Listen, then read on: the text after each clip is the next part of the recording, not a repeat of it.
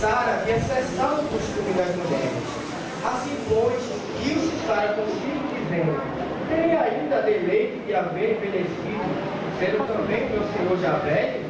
E disse o Senhor a Abraão: por que se riu Sara, dizendo: a verdade gerarei eu ainda vendo já envelhecido? Haveria alguma coisa impossível ao Senhor? Ao tempo determinado, tornarei a ti por este tempo da vida, e Sara terá um filho. E eis a pergunta, igreja: haveria alguma coisa impossível ao Senhor?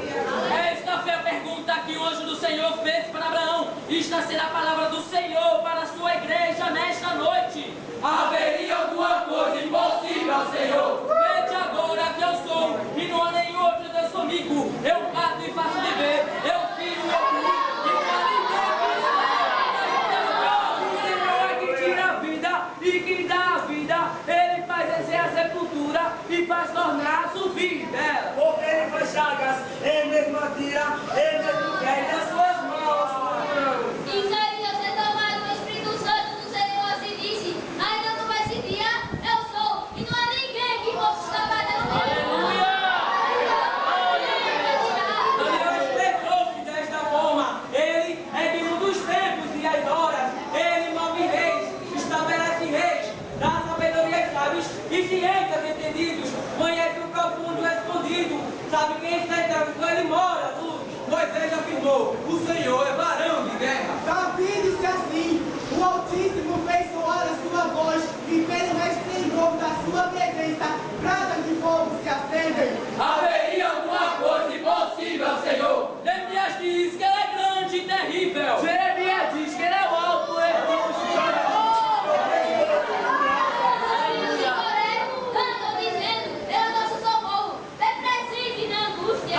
e que ele revela segredos a seus servos. Miqueias diz que os montes debaixo deles se derreterão.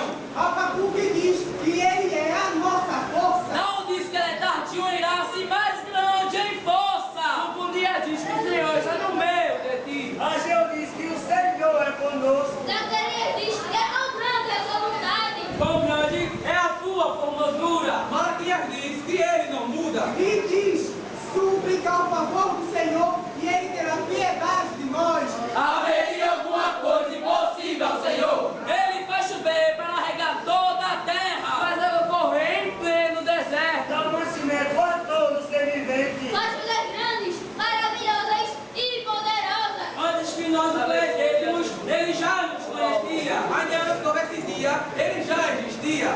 Tudo está sobre o